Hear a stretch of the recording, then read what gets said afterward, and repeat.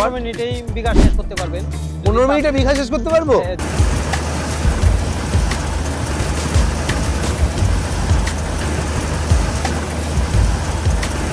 22 বিঘা 22 বিঘা 22 বিঘা একদিনে? একদিন। কুচবিহারের মাথাভাঙার শীতলকুচিতে আজ আমরা বিপ্লব বাবুর বাড়িতে এসেছি। তিনি দীর্ঘ 14 বছর ধরে ধান ঝাড়ার ব্যবসার সঙ্গে যুক্ত আছেন। সময়ের সাথে সাথে ছোট মেশিন থেকে আজ তিনি বড় মেশিনে কনভার্ট হয়েছেন। শুরু হয়েছিল বিপ্লব বাবুর 8,000 টাকার মেশিন থেকে, আজ তার কাছে প্রায় 5 লক্ষ টাকার মেশিন, তাই তো? দাদা, আপনার পরিচয়টা একটু দেবেন আমাদের দর্শককে। আমার বাড়ি কোচবিহার ডিস্ট্রিক্ট, মাথাভাঙা, শীতলকুচি, ভাউত থানা, ঠকেরডাঙ্গা, খেঞ্চি গ্রামে আপনি থাকেন? হ্যাঁ। আচ্ছা, দাদাই হচ্ছে বিপ্লব দেবনাথ। হ্যাঁ।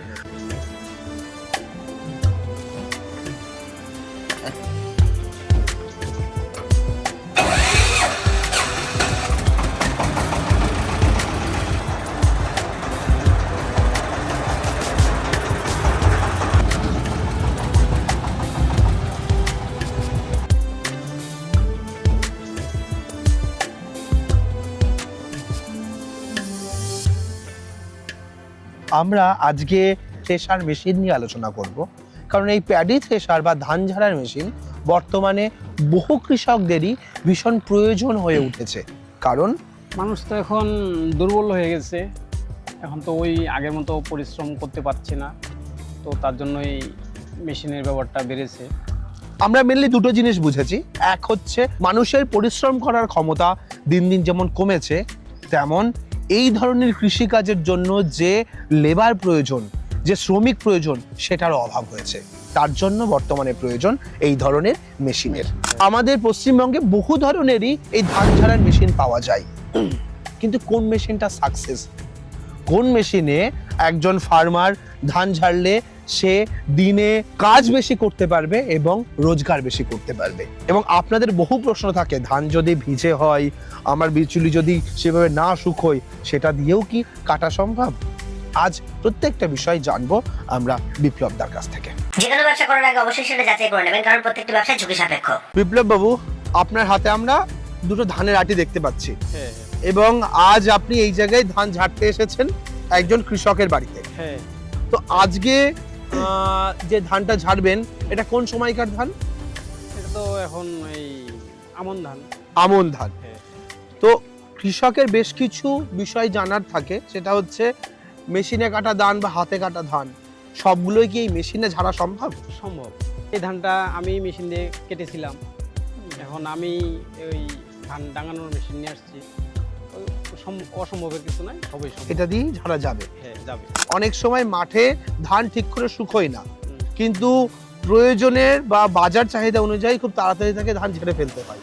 হ্যাঁ। তো যদি ধান বিচুলি শুকনো থাকে, যদি বিচুলি ভিজা থাকে, তাহলে কি সেই ভেজা বিচুলিও ধান ঝাড়তে পারবে? হবে, একটু খারাপ হয়, খারাপ হলেও হয়ে যায় আর কি, যা থাকলেও হয়ে যাবে।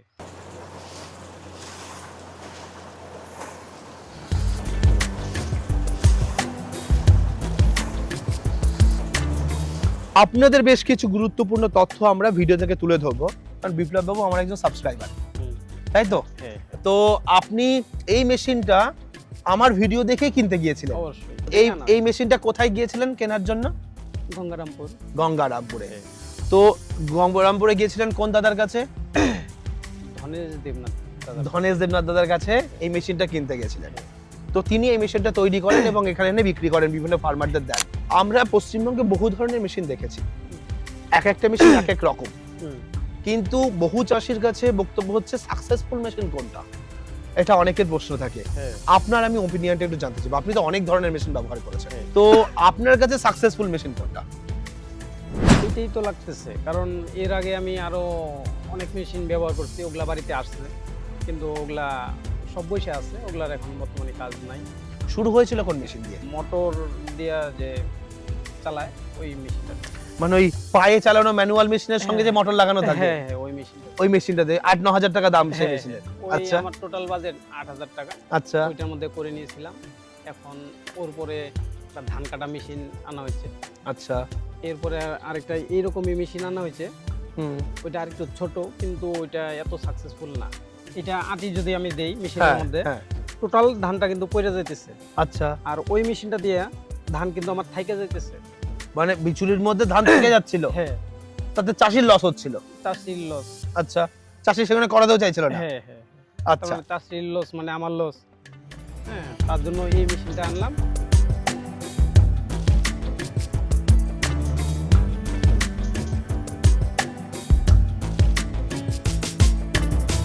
এইবার প্রশ্ন হচ্ছে, প্রত্যেকেই মানুষ প্রথমেই জানতে চাইবে মেশিনের প্রোডাকশন কত। তাহলে আমি প্রোডাকশনের প্রথমে একটু পার্টে আসি যে আপনার 1 বিঘা জমি ধান ঝাড়তে এই মেশিন কতক্ষণ সময় নিচ্ছে? এখন একটা মোটামুটি ওই 20 মিনিট 20 মিনিটে হয়ে 20 যাচ্ছে। মিনিটে হয়ে যাচ্ছে। 1 বিঘা জমি 20 মিনিটে? 20 মিনিটে আচ্ছা মানে আপনি 1 একর করছেন 1 ঘন্টায়, 1 ঘন্টায়। মানে প্রায় 3 বিঘা জমি 1 ঘন্টার মধ্যে কমপ্লিট। হ্যাঁ। এই মেশিন কিভাবে কাজ করে সেই প্রসেসটা আমরা একটুখানি দেখতে চাই। এই যে আটিগুলা মেশিন স্টার্ট থাকলে আটিগুলা এইভাবে দিয়ে দিলে মেশিনে টাইনা ভিতরে নিয়ে যাবে, একটার পর একটা। যদি লাগায়ও দেন তাও সমস্যা নাই।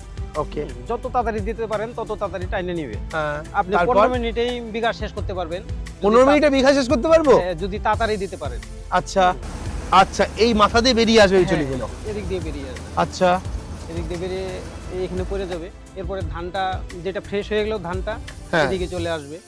ওকে আর যে ওই মোটা চিটাগুলো, ওই নোংরা টোংরা যে যা আছে, যেগুলা চিকন নোংরা, এই দুইটা দিয়ে বেরিয়ে যাবে। আচ্ছা আর যেটা বড় মনে করেন যে আসতেছে ওদিক দিয়ে, এখন একটা আটি ঢুকে গেল, হ্যাঁ ওইটা কিন্তু ওইটা দিয়ে বেরিয়ে যাবে।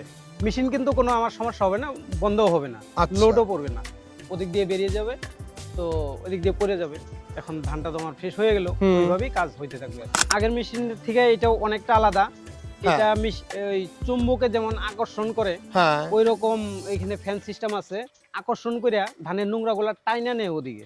আচ্ছা আচ্ছা এই মেশিনে এই বিচুলিতে যে ধানের আটি যা বিচুলি রয়েছে সেটা এখান থেকে পরিষ্কার করে কি করে? ধানটা ঝাড়ে কিভাবে? তো যখন আসবে তখন এটা ঘুরতে ঘুরতে ওদিক দিয়ে ভিতরে ঢুকে যাবে। নেট লাগানো আছে, আচ্ছা ওই নেটের মানে ভিতরে ওটার মধ্যে বাড়ি খাবে, খেয়ে ধানগুলো আলাদা করে নেবে বিচুলি থেকে, হ্যাঁ। যে নেট দিয়ে নিচে নেমে যাবে। হ্যাঁ, ধানটা নিচে নেমে ধানটা যাবে। নিচে যাবে আর বড় যে খড়গুলা সেটা সামনের দিকে বেরিয়ে চলে আসবে। ওই সামনেটায় আটিটা বেরিয়ে গেল, হ্যাঁ। আর আটি থেকে যদি বাই চান্স খড় খুলে যায়, ওইটা উপর দিয়ে বের করে দিবে। আচ্ছা ওটা আর এই পাশ থেকে বেরোবে না? না না, এই পাশ দিয়ে আর বেরোবে না। ওকে আপনার তো এখন ধান ঝাড়ার সিজন শুরু হলো, হ্যাঁ, তো মেশিনটা নেওয়া হয়েছে কতদিন?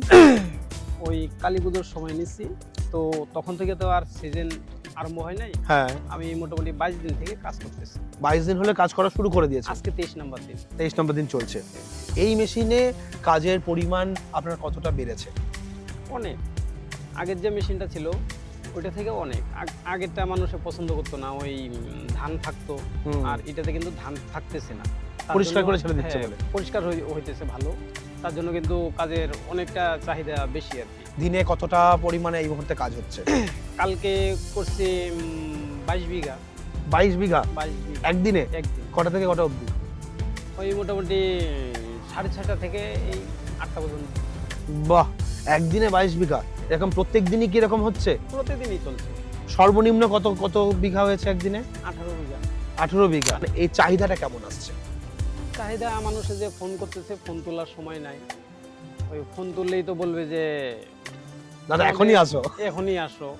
হ্যাঁ, তো এখন যে যাব ওই সময়ই নাই, কারণ যে জায়গায় ঢুকছি, এখানে আজকে ঢুকছি, এইখানেই আমার দিন শেষ হয়ে যাবে।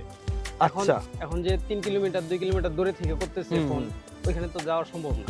এক এক জায়গায় গেলে কত বিঘা করে হয়ে যাচ্ছে? হইতেছে অনেক। মোটামুটি এইখানে আসলাম, এখানে আছে 6 বিঘা। আচ্ছা ওই পরে পাশের বাড়িতে করব। এইভাবেই এখানে দিন মানে শেষ এক হয়ে জায়গায় যাবে। গেলে 5-6 বিঘা 4 বিঘা নরমালি হ্যাঁ, এরকম হ্যাঁ, হচ্ছেই। ওইটাও হয়ে ওকে যাচ্ছে। দিনে কজনের কাজ করতে পারছেন মোটামুটি? কয়জন? মোটামুটি 7-8 জন। 7-8 জন। আচ্ছা কিন্তু ফোন করতেছে তো 50 জন। সবাইকে সার্ভিস দেওয়া একদিনে সম্ভব হচ্ছে না। না। তো এই মেশিনে মোটামুটি তাহলে আপনার অপারেট করার জন্য, আপনাকে সহায়তা করার জন্য কতজন লেবার আছে? কজন মিলে কাজ করছেন? আমরা 5 জনের একটা টিম আছে। 5 জনের টিম। হ্যাঁ, তো 5 জনের কি কি কাজ? 5 জনের যেমন এখান থেকে আটিটা দিবে, হুম 3 জন দিল, একজন ঢোকায় দিল, হ্যাঁ আর একজন ওই ইঞ্জিন গরম হয়ে যেতেছে, হ্যাঁ। ওই জলটা আনার ব্যাপারটা আচ্ছা। ওইটা একজন লাগে। সময় মোটামুটি 20 মিনিটে বিঘা হইতেছে। 20 মিনিটে বিঘা হচ্ছে। তো আমি সারাদিনে যে তেলটা ঢুকাই মোটামুটি 1300 টাকার তেল হইলে মোটামুটি সারাদিন আমার চলে যায়। সারাদিন কালকে মানে 1300 টাকার তেলে ওই 22 বিঘা হয়ে গেছে। 22 বিঘা কাজ হয়েছে। কারণ আমার রাস্তা দিয়েও যাওয়া হইতেছে ওই তেলেই। হুম, হুম। হ্যাঁ, আবার কাজ করছি ওই তেলেই।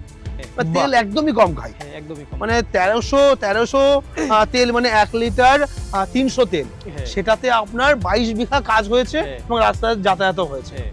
ওকে। কিন্তু আপনার যে ভিডিওটা দেখছিলাম ওই ধনেশদার সাথে, হ্যাঁ ওইটা দেখছিলাম, ওইটাতে বলা হয়েছিল যে 100 টাকার মতো তেল খাবে, হ্যাঁ, কিন্তু না, ওই আরো কম খাইতেছে, আরো কম খাচ্ছে। আরো কম। এই মেশিনটা কত এইচপির ইঞ্জিনে চলবে মেনলি? তখন তো ওই ভিডিওতে বলা হয়েছিল যে 30 এসপি লাগবে। হ্যাঁ, হ্যাঁ, তো আমার তো এইটা আনার পরে পয়সা করি হাতে কম, পরে আমার এই পুরানো ইঞ্জিন ছিল এই 22 এসপির, আচ্ছা, ওইটাই লাগিয়ে দেওয়া হচ্ছে, ওটাই সেট করে দিয়েছিলেন? ওইটাই সেট করে দিছি। তাতে এখন- মেশিন টানতে পারছে? হ্যাঁ, ও 22 এইচপির ইঞ্জিন দিয়ে আপনি চালিয়ে যাচ্ছেন? ওইটাই চলছে, আচ্ছা, খুব সুন্দর চলছে। আমিও ভাবতেই পারিনি যে এটা এত সুন্দর সার্ভিস দিবে। ওকে। আমরা এই জিনিসটা সবসময় দেখানোর চেষ্টা করি যে প্র্যাকটিক্যাল ডেমো এবং একজন যে মেশিনটা কিনেছে তার কাছ থেকে জেনুইন ফিডব্যাক। এবং আজকে আমরা এক এলাকায় এসেছি, চাষিরও ফিডব্যাক আপনাদের জানাবো যে চাষি এই মেশিনটা দিয়ে কেন ধান ঝাড়তে চাইছে, কি তার সুবিধা হচ্ছে সেটা আমরা একটু জেনে নিই। তো এবার ধান কেমন ভাবে ঝাড়লো, কতটা পরিষ্কার হলো এবং চাষি কেন এই মেশিন দিয়ে ধান ঝাড়তে চায় সেই বিষয়টা জানবো সরাসরি চাষির কাছ থেকে। দাদা নমস্কার, নমস্কার, আপনার পরিচয়? আমার নাম কৃষ্ণ পাল। আচ্ছা, তো আপনার গ্রামেই আজ ধান ঝাড়া হচ্ছে? শীতলকুচি, কোচবিহার ডিস্ট্রিক্ট। আচ্ছা, তো আজকে কত বিঘা ধান ঝাড়বেন? আমাদের 6 বিঘা আছে। 6 বিঘা আছে। ওকে, তো দাদা আজকে এসেছে, কদিন পরে পেয়েছেন? অনেকদিন পর, মোটামুটি 1 সপ্তাহ থেকে লাইনে আছি আমরা, প্রতিদিন ফোন করি। কালকে কথা দিয়েছে আসে নাই, আজকে আসলো। আজকে আচ্ছা। সকালে আসার কথা, আসলো মাত্র 12টা বাজে। আচ্ছা, অ্যাকচুয়ালি এই ধরনের মেশিন দিয়ে প্রত্যেকটা চাষি কেন ধান ঝাড়তে চাইছে, তার কি বেনিফিট, Benefit আপনাদের কি সুবিধা তাতে? সুবিধা হলো এখন প্রথমত লোক নেই, আমার পক্ষে এই 6 বিঘা ধান পরিষ্কার করা সম্ভব না। ঠিক। বাড়িতে সবাই ব্যস্ত আছে, আমিও পড়াশোনা করি, বাবা একা পারবে না। হুম, এই কারণে আমরা চাই টাকা খরচ হলো একদম পরিষ্কার হয়, পরিশ্রম কম হয়, আমাদের অনেক মানে সুবিধা। ঝাড়ার পরে যেন আর কোনো কাজ না থাকে। আর কোনো কাজ না থাকে, একদিনে কাজ কমপ্লিট। এই কাজটা যদি আমরা করতাম হ্যাঁ, হাতে দিয়ে 1 সপ্তাহ লাগতো, আচ্ছা, তার মধ্যে নোংরা থাকতো অনেক কিছু, হুম। অনেক সময় লাগতো। এই কারণে তো কতটা কি পরিষ্কার হলো, একদম। কি কি বেনিফিট পেলেন একটু দেখান না আমাদেরকে। আসুন এদিকে আসুন। হ্যাঁ। একদম ধান পরিষ্কার, একদম ঝাড়ার মতো হয়ে গেছে একদম। চিটেও নেই কোনো? না, একদম পরিষ্কার। আচ্ছা, একদম পরিষ্কার হয়ে এবং গেছে। তার সঙ্গে খড়ের মধ্যেও কোনো ধান নেই, আচ্ছা, খড় দেখি। একদম। আচ্ছা, খড়ও একদম পরিষ্কার করে দিয়েছে। ওই খড়ের সঙ্গে যে এক্সট্রা যে নোংরাটা থাকে হ্যাঁ। সেটাও থাকে না। না না না।